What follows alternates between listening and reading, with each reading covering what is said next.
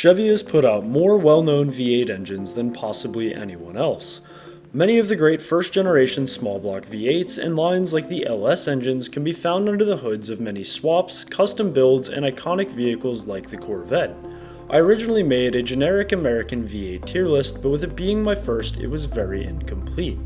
This video, on the other hand, revisits Chevy and covers every gasoline V8 from the first generation of the small block all the way back in the 1950s up to their newest V8 offering.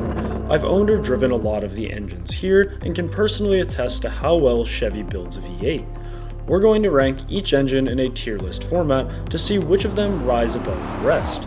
Like with my Ford V8 video, these are all great engines and Chevy has just set the bar ridiculously high, so keep in mind that all rankings are relative. Let's get to it. Kicking things off with the first generation small block V8 is the 265. The design principle of the Chevy small block was simple and neat packaging with a lot of power available. While the 265 may not look powerful on paper, keep in mind this engine was produced 70 years ago. Its small displacement meant good power density, and this package became the first V8 ever to be put in a Corvette, moving away from the inline 6 used in the original early C1. A pushrod valve train and carburetors made the 265 simple, entirely mechanical, and very easy to work on. The more powerful iterations utilized a 4-barrel carburetor rather than 2. A singular notable issue was present, being that many iterations came with no external oil filter, vastly decreasing the useful life of oil. An impressive engine for the time, although with better to come, the 265 will start us off in the B tier. Taking over in the Corvette for the 1957 model year was the 283, essentially the 265 design with a larger bore. Although early 283s were carbureted, the later ones received mechanical fuel injection, boosting power beyond the 1 horsepower per cubic inch mark, a feat seldom achieved in the era. Sharing a bore with the 283 but having a longer stroke was the 307, which was a bigger engine that only featured carburetors and debuted in the original first generation Camaro. I've grouped them by bore as most of the changes within the first gen small block happened across bore families, with these two engines being very similar. The 307 did have excessive camshaft wear and was rather weak for its size compared to the 283. Both are great engines, however, and with the 283 in particular pushing the limits of power density, the 283 and 307 will drop into the A tier. Widely accepted as the best of the first generation small block Chevy V8s is the 4-inch bore family. This consisted of the 302, which was a Camaro Z28 engine designed for competition in the SCCA, where it would remain competitive for decades. This group of engines was the most stout, getting beefier main bearings, forged connecting rods and pistons, and a hardened crankshaft. Many other improvements were made, like an advanced distributor and revised cross-ram intake manifold that allowed for more fuel, air, and thus power. The 327 with a larger stroke proved incredibly powerful, reaching as high as 385 horsepower in the mid-60s. Lastly, the 350 with its 5.7 liter displacement came in many variants based on fueling layout and emissions requirements, and is arguably one of the greatest V8s ever made. With over 400 horsepower in top trim and the original simplicity of design retained, the 350 is a great example of why the Chevy small block was and is so popular, and is undoubtedly an S-tier engine far ahead of its time. The largest of the first generation small block Chevy engines, the 400 was a torque monster for the time period. While the horsepower output wasn't particularly impressive, this engine was well matched to its applications in heavier trucks and vans. Modern day, many build these engines for use in racing applications thanks to the simple small block Chevy design and large displacement that allows for a high performance ceiling with modification. Unlike the rest of the first gen small blocks, the 400 has Siamese cylinders and extra cooling channels. An overall solid engine, the 400 will go to the B tier. Opposite of the 400 was the short-lived 262, the smallest and weakest of the first generation small block Chevy V8s. This engine is widely dismissed in the world of the small block as it only made a measly 110 horsepower. With so many better options in the original small block group, the 262 is seldom desirable. Designed at a time where gas prices were ridiculously inflated, GM only cared about efficiency, throwing out the positive characteristics of the engine along the way. Additionally, the 262 shares very few parts with the other first-gen small blocks, eliminating the modularity that the rest of the engines share. There's a reason Chevy pulled the plug on the 262 so quickly, and for the same reason, it will be our first entry to the D tier. Being the last of the first-generation small block to end production, the 305 was meant to fit tight emissions regulations and be good on fuel, two things that hindered its performance significantly. Although it shares many design components with legendary engines like the 350, it was essentially a wildly restricted version.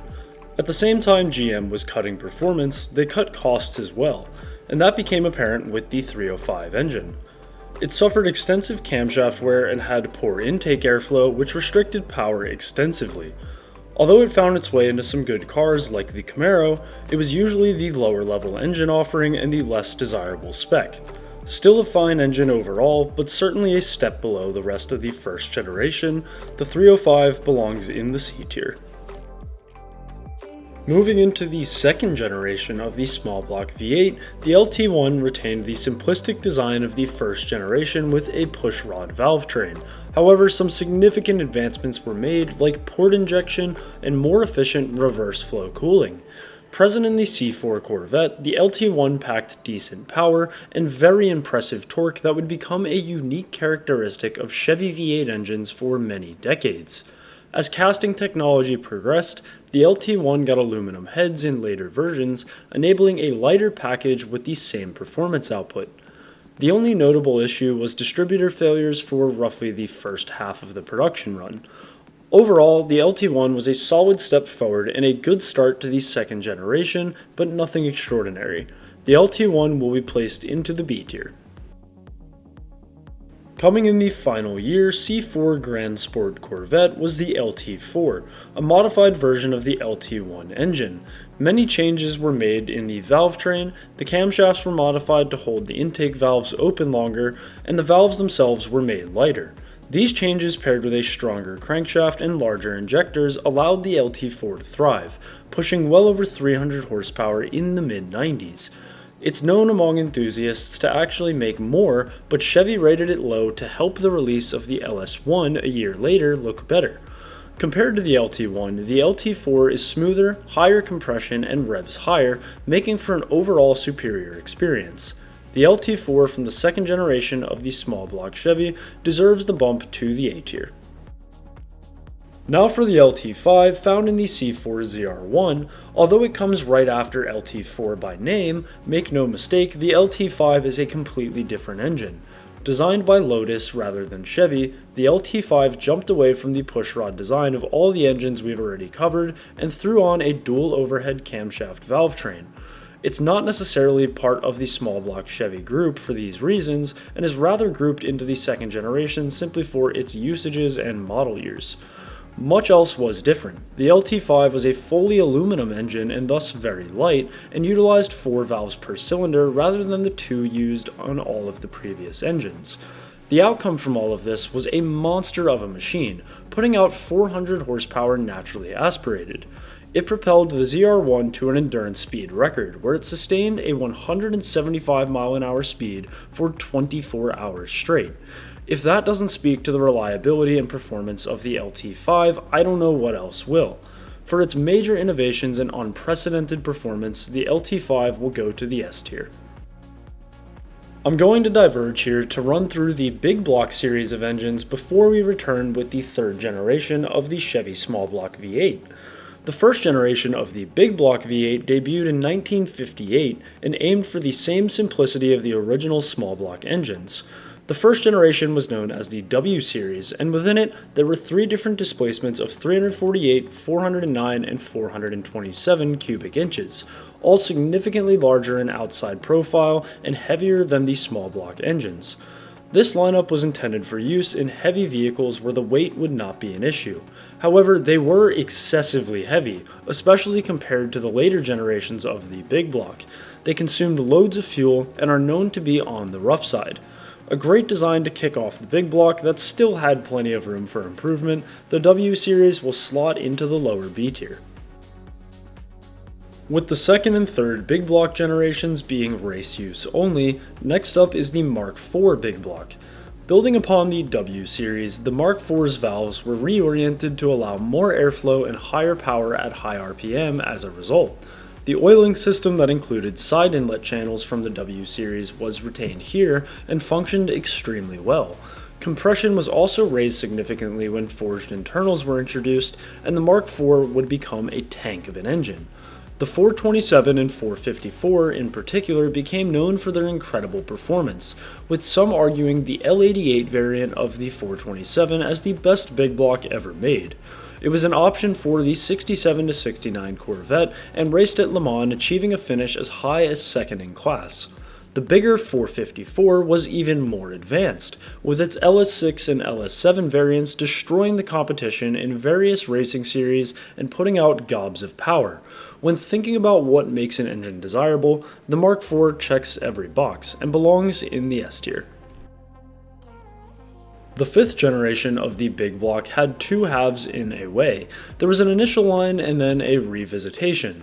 After the Mark IV ended production, Chevy improved the oiling, strengthened the design of the block, and moved to a high-flow single-piece intake manifold, all of which created a more reliable and powerful engine in the L50, L19, and 502, which were exclusively offered as crate engines.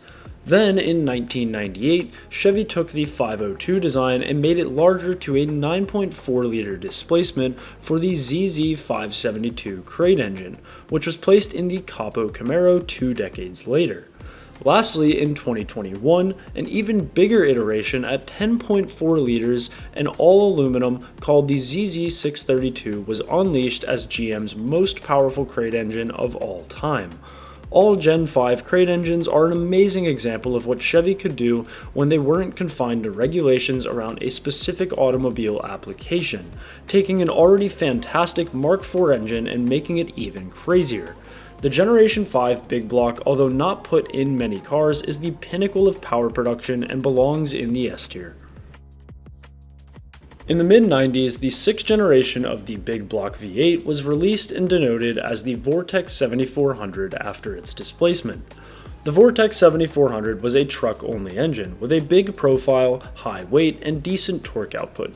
With the prioritization of torque came subpar power output for an engine of such size, although that's really not the end of the world when you're driving a Chevy Suburban. For this generation, a fair few design changes were made, primarily to the fueling system. These were not all positive changes though, as fuel injectors are known to leak and the cheap plastic distributor is known to cause misfires and other gremlins. It's not a bad engine by any means, but with how high of a bar Chevy has set for V8 performance and reliability, the Vortex 7400 will go to the C tier. The last of the big block generations, the Vortex 8100 was a complete overhaul of the 7400. It too was meant for truck-only applications, and its massive all-iron block meant that weight was of no concern. The fueling system was redone and is very close to that of the legendary LS small block engines, and stronger connecting rods were introduced. For the heads, the bolt pattern was revised to have 18 bolts and the intake ports were higher flowing. All of this led to a very similar performance output as the 7400, but with more reliability. The biggest downside of the Vortex 8100 is wildly high fuel consumption, although in a large truck like the 8100's applications, you are somewhat expecting that. It's a well-improved follow-up of the 7400 and worthy of the B tier. Getting into the third generation of the small block V8 is the LS group, which might be the most popular group of V8 engines ever made. It all started with the LS1, where a completely clean slate design was fostered. Virtually no components from the first two generations were retained, but the focus was the same. Simplicity, modularity with interchangeable parts, along with high parts availability and being super easy to work on were the things that made the LS1 a hit from the very beginning. All LS engines are fully aluminum, shedding a ton of weight from the previous generations. The LS1 is built wildly strong and able to handle copious amounts of boost, but even naturally aspirated, it's found itself to be ultra reliable in the C5 Corvette. For its simplicity, performance ceiling, and unparalleled reliability, the LS1 will go to the A tier. The LS6 is based on the LS1 architecture and shares its displacement, although many changes were made. Camshaft lobes are more aggressive, the intake manifold has more flow, and the compression ratio was raised. Each of these changes resulted in more power, and it made the C5 Z06 a blast to drive. I owned one for 2 years, and the LS6 was an exciting engine. It made a great sound and boasted the typical beefy torque curve of an LS. It did have a few drawbacks though. The first was a problem with valve spring fatigue. Over time, and especially once hot, the valve springs can fracture, which allows valve float and can damage the engine. Cooling on the LS6 was also inadequate, especially while marketed as a track-oriented engine. I experienced oil temps north of 280 degrees and a resulting valve spring failure on only my second track day with the car. It's a good engine, but these issues don't outweigh the performance gain over the LS1 in my personal opinion, and I'll place the LS6 into the B tier. Up next is what I believe to be a very underrated engine. The Vortec 4800 used in trucks was a smaller version of the LS1 design. It has the ability to accept many LS parts as originally intended and is still a very simple engine. Performance is definitely on the poor end when used in the context of large heavy vehicles, and there are a few problems with water pump and fuel pump failures, but the 4.8 Vortec is otherwise reliable, strong, and essentially a budget LS. It's a good engine and a great swap option for smaller engine bays, but when considering where the LS6 falls, I definitely have to place the Vortec 4800 a bit below in the C tier. The larger 5300 Vortec was offered as a bigger option in the same applications as the 4.8 and added a fair bit of power and torque, proving ultra reliable past 200,000 miles. It was essentially the reliability of the LS1, just with slightly less performance. For a truck like the Silverado, the 5.3 was a good balance between performance and not hogging fuel like the bigger 6-liter option. Critically, the Vortec 5300 of the 3rd generation small block was the last truck engine to not have AFM or DFM, known as active fuel management or dynamic fuel management, which were fuel-saving mechanisms that Chevy made that are known to greatly decrease the reliability and simplicity of an engine. In summation, the Vortec 5300 didn't do anything extraordinary, but it was a good example of sticking to a working formula and matched exactly what you would want out of a truck, deserving of the upper B tier. Last of the 3rd gen small block Vortecs was the 6000, the largest option offered in GM's heavy-duty trucks. This engine was on the heavier side with a large iron block but aluminum heads, and it made heaps of torque, especially down low. In its applications, the 6000 is great for towing large loads and proved nearly as reliable as the Vortec 5300. It had some small issues like spark plug fouling and knock sensor failures, but these are inconsequential and preventable with good maintenance. This engine was truly incredible at what it was meant to do, with many owners getting over 300,000 miles while towing regularly. It's become wildly popular as a result and has loads of aftermarket support as well. As with the 5300, the Vortec 6000 was one of the last truck engines that Chevy made without the disastrous active or dynamic fuel management systems, and in my opinion, this is the engine to get for a Silverado or Sierra.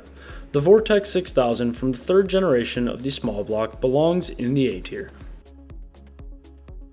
The LS2 marked the beginning of the 4th generation of the Chevy small block V8 and was much like the LS6, but with a larger displacement and a new intake setup that helped with low RPM torque.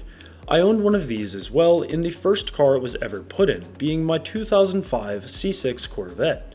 It was plenty powerful and a smooth engine, and I definitely thought that the extra torque in the low end was noticeable over the LS6. It would be replaced in the Corvette after only 3 years, and is considered the least desirable engine in the C6 lineup.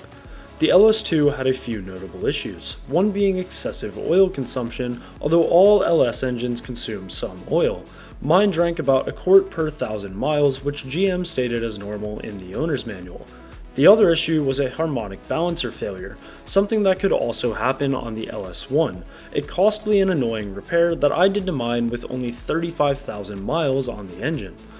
It's overall an even engine with the LS1, but considering it was made a decade and a new engine generation later, the LS1 was more impressive for its era, and the LS2 will go to the B tier. One of the LS engines is a bit of an oddball, and that would be the LS4.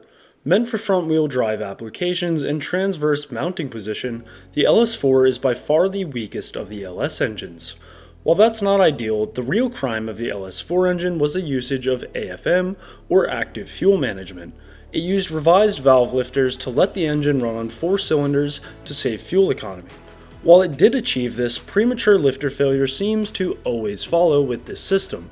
In a truck, AFM has a place, but in performance applications like the LS, it's counterintuitive in my opinion.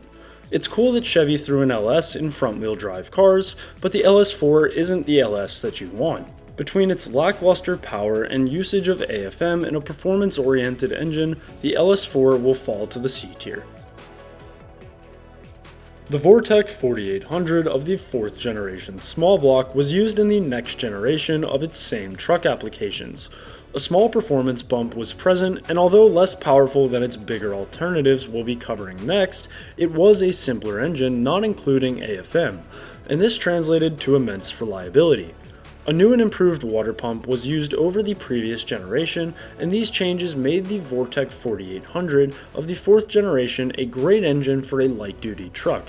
If you want a Silverado between 2007 and 2013 and don't tow massive objects frequently, the Vortec 4800 is a good bang for buck and will go to the B tier.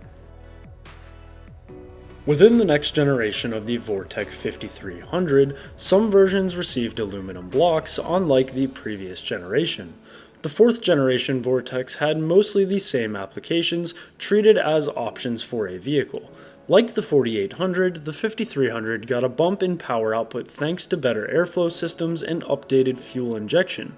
It's a solid engine while operating, but has a lot of issues. First is AFM in the 5.3, where it causes lifter failure at very low mileages sometimes, camshaft wear, and horrendous oil consumption. The intake manifold can crack, causing vacuum leaks, and the heads can crack from poor quality castings, leading to coolant leaks. Violent misfires have also been seen from spark plug fouling caused by the extra carbon buildup introduced by AFM.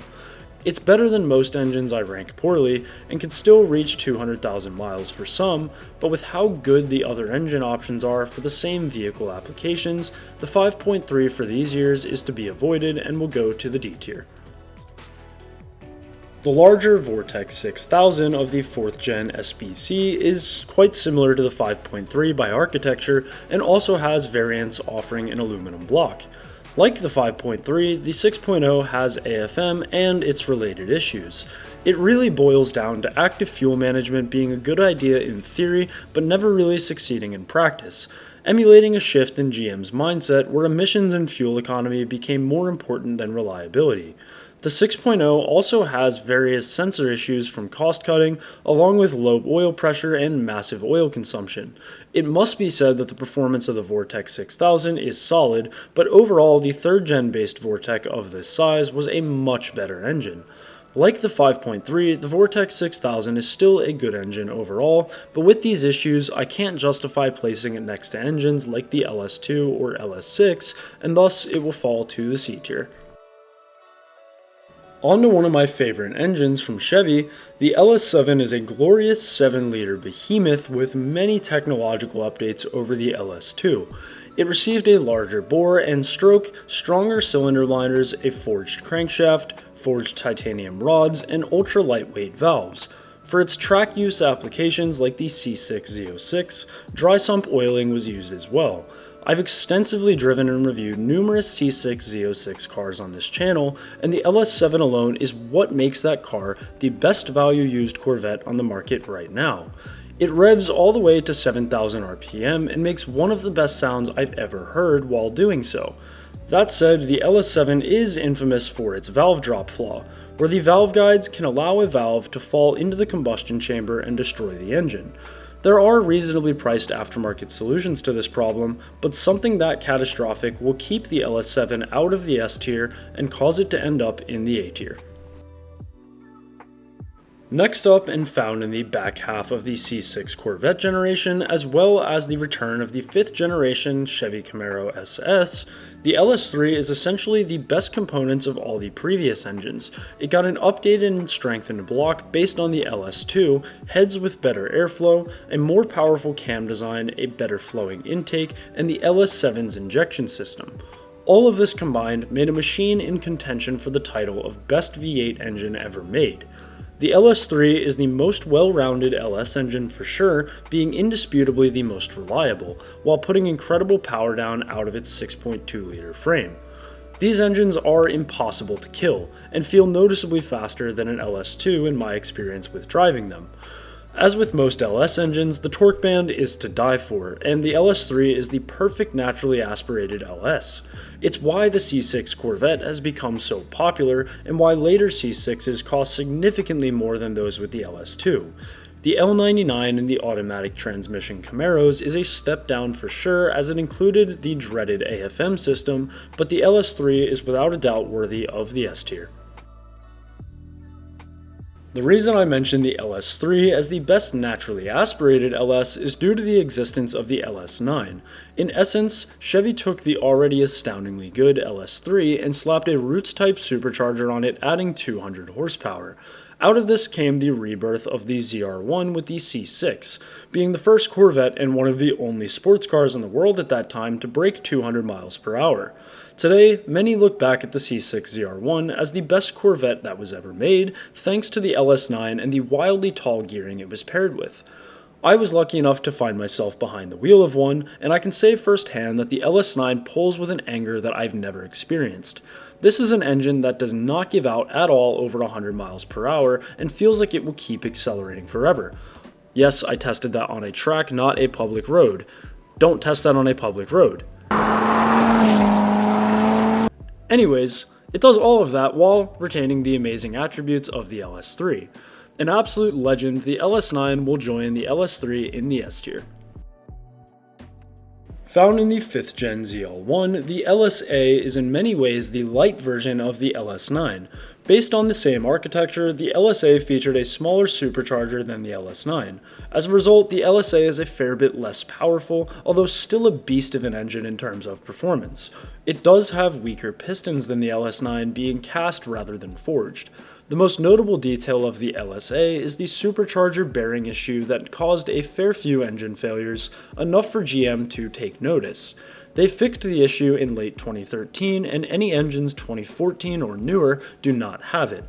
However, it was determined to be significant enough for GM to extend the warranty for that issue on all affected vehicles.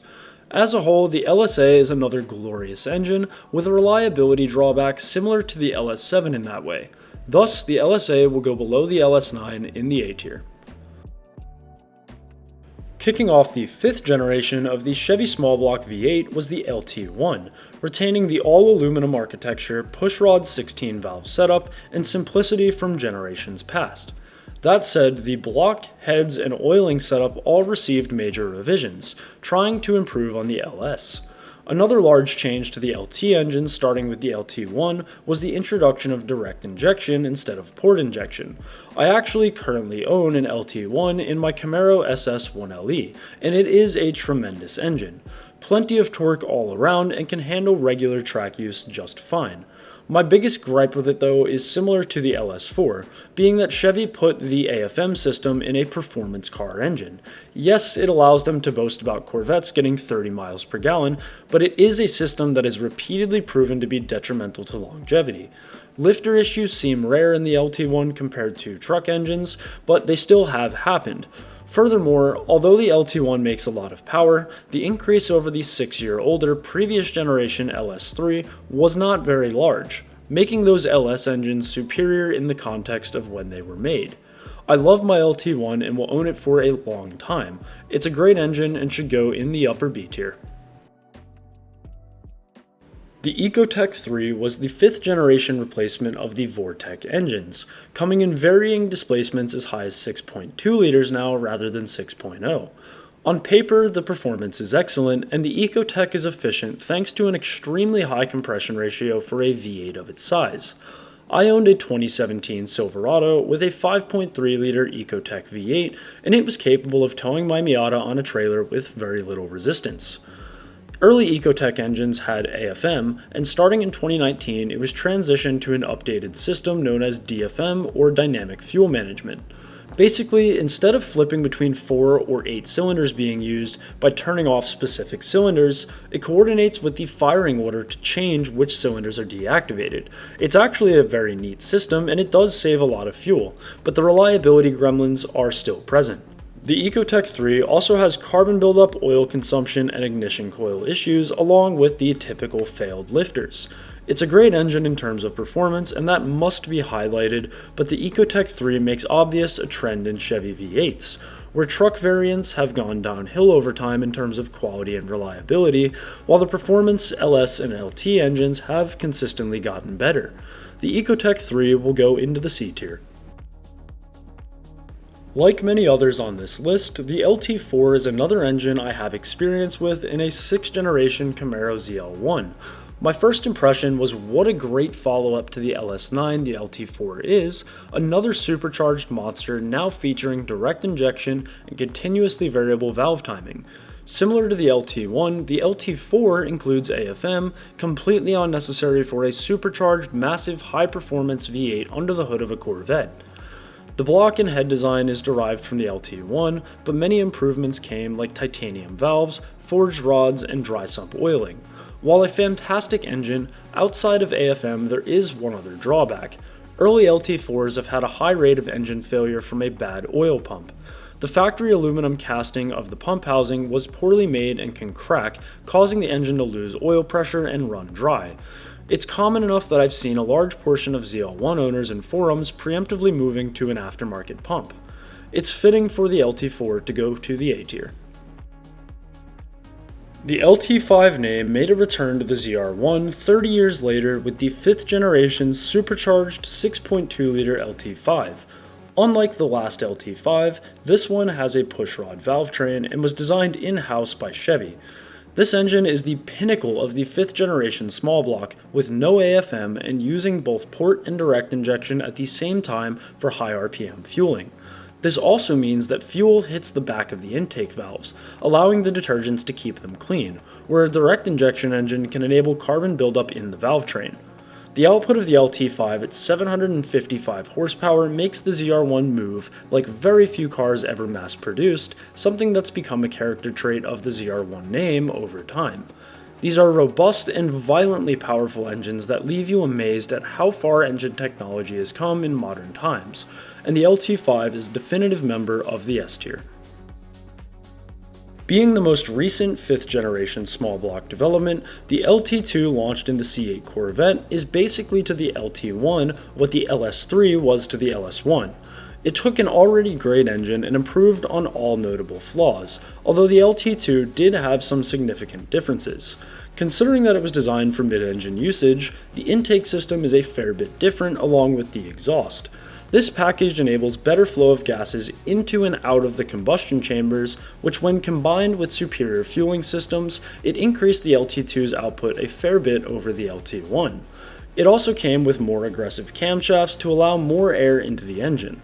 The C8 Stingray with the LT2 does feel dramatically faster than the LT1 in my Camaro, although it being a DCT rather than a manual plays a sizable role there. Although they haven't been around for super long, the LT2 seems to be doing great in the reliability department and is a good improvement upon the LT1. Sensibly, the LT2 should be placed into the A tier. Our final engine takes nearly 7 decades of history and proven design formulas for the V8 engine and throws it out of the window in the best way possible. The Gemini, consisting of the naturally aspirated flat plane crankshaft LT6 and the twin-turbo LT7 of the same design, is not considered a Chevy small block and departs wildly from that design. Outside of the new flat plane crank that sacrifices torque for lower rotational inertia and higher maximum RPM, the LT6 and LT7 feature dual overhead cam valve trains with 4 valves per cylinder. They are all aluminum and lightweight with a medium 5.5 liter displacement. I've only driven the LT6 in a C8 Z06 and it is beyond nuts. Flooring it gives you an instant headache, not to mention the wild sound.